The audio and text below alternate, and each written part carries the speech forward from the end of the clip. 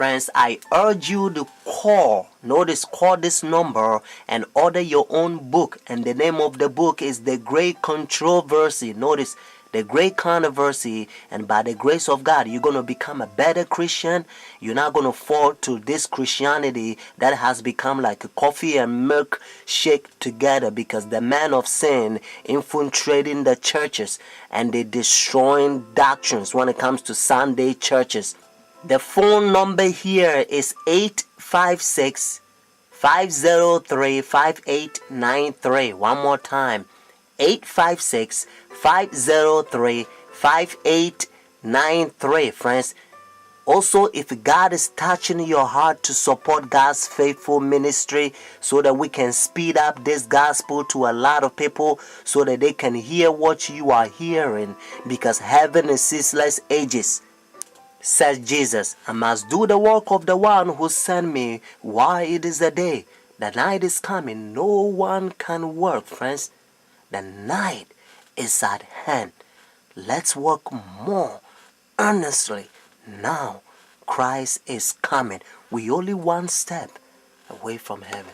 Benedict XVI heads to the U.S. this coming week for his first visit here since being elected Pope 3 years ago.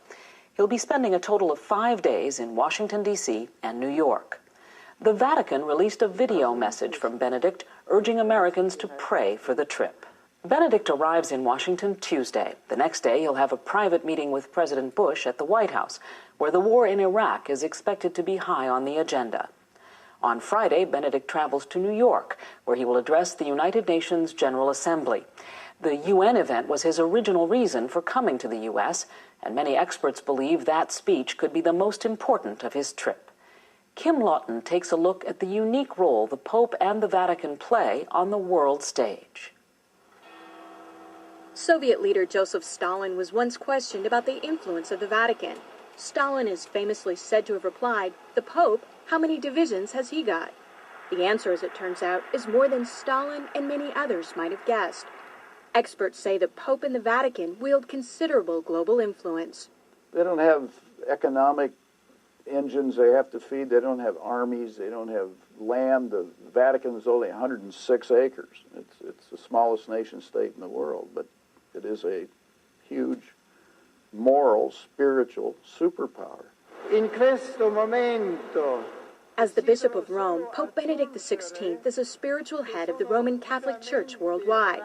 But he also wears another hat, head of state for the independent territory of Vatican City and the Catholic Church's government, called the Holy See. It's the tension between those two roles that actually gives him a resilience on the international stage, that he doesn't just speak for a geopolitical unit, but also for a demographic within the world.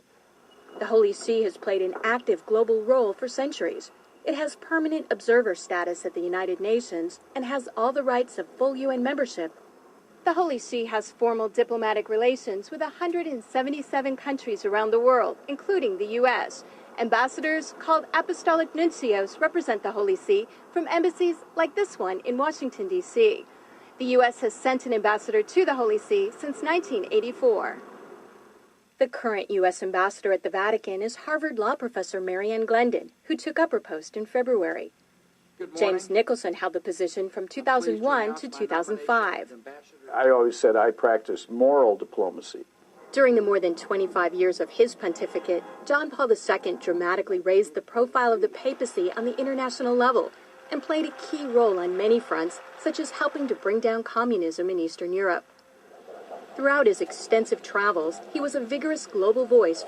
Benedict has continued that advocacy, which experts say reflects foundational Catholic beliefs. But times have changed since John Paul became Pope. We don't have the Soviet Union anymore. What we have is the problems in the Middle East, which is where Pope Benedict has been directing his attention. The personalities have also changed. Whereas John Paul, if you look at the entire pontificate, was very much outwardly oriented toward the church and the world. During a visit to Turkey, Benedict made a high-profile visit to a mosque. On the one hand, a great deal of setback and dialogue certainly occurred. On the other hand, after the initial setback, a number of moderate Muslim scholars actually wrote to the Pope, 138 of them, and said, Well, we have some differences clearly, but now that they're highlighted, maybe we should engage in a dialogue. And so a process of dialogue has begun. But Benedict again generated controversy in the Islamic world on the Saturday before Easter, when he baptized a prominent Muslim journalist at a service in St. Peter's Basilica. It could have occurred anywhere. The parish priest could have done it very quietly, discreetly. But I think the Pope chose to do it himself. The Iraq War has been another foreign policy challenge, beginning with John Paul's papacy. He's also been quietly working to establish relations, something that was not possible during the last papacy, largely because of John Paul's role in the fall of communism in Poland. The Chinese obviously didn't want John Paul II running around China doing the same thing. Most of the time, in places around the world, Vatican diplomats work outside the spotlight, where experts say they often have an advantage. Some question how much government leaders of today truly listen to what the Pope has to say. And that, observers say, is a moral authority that can't be measured by economic strength or military divisions. A moral authority Benedict hopes to draw upon when meeting with U.S. officials and speaking before the United Nations. I'm Kim Lawton in Washington. Friends, a lot of good Christians in Roman Catholic Church, notice Catholic Church, but unfortunate because they don't understand the history of their church. This is the pagans that during dark ages, Constantine was the one who united his own people, them pagans, to Catholic Church. And when they unite in the church, because, there was statue worshippers, idols. So when they brought their idols, notice statues in Roman Catholic Church, they began to name them. Instead of Jupiter, they call it Peter. And it's so sad that they give them a lot of Christian names. And they bow down, sometimes they kiss, they worship. But to change the name, that doesn't mean the idol is changed. Friends, so when they take leadership in the church during dark ages, they change rules in the church. And they come up with a lot of traditions because they can't go by Bible rules. Because like I said, there was pagans. According to Ten Commandments, you don't have to bow down images and statues. If you look Roman Catholic Church, the 10 commandment, the second commandment that talks about images, they remove that. And then the 10th commandment, they split in two. Notice, and then they put one in the second one. There's a lot of things that they did. And one of them that they also did, they persecute a lot of Christians that they protest against their paganism and their traditions. Protestants, Sunday churches, they persecute them, a lot of them. So that's why their forefathers, they ran from persecution and they came to United States and they find free land. So now we're going to go to Revelation chapter 13 and you're going to learn a beautiful Bible prophecy that you probably never heard it before.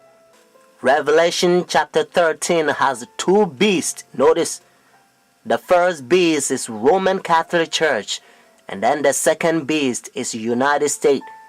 In verse 11 and 18, they unite with Roman Catholic Church. Let's find out who gave the power to Roman Catholic Church. Notice Revelation chapter 13 verse 4 says, so they worship the dragon who gave authority to the beast, and they worship the beast, saying, who's like the beast, who is able to make war with him. Friends, according to Revelation chapter 13, we know that the dragon gave the authority, the power to this beast. And according to Revelation chapter 12 verse 9, the Bible helps us to understand that the dragon is the old serpent called the devil and Satan. Notice what it says in verse 11 and 12. Notice the same chapter, Revelation chapter 13. Then I saw another beast coming out of the earth, and he had two horns like a lamb, and spoke like dragon. And he exercised all the authority from the first beast in his presence, and caused the earth and those who dwell in it to worship the first beast, whose deadly wound was healed.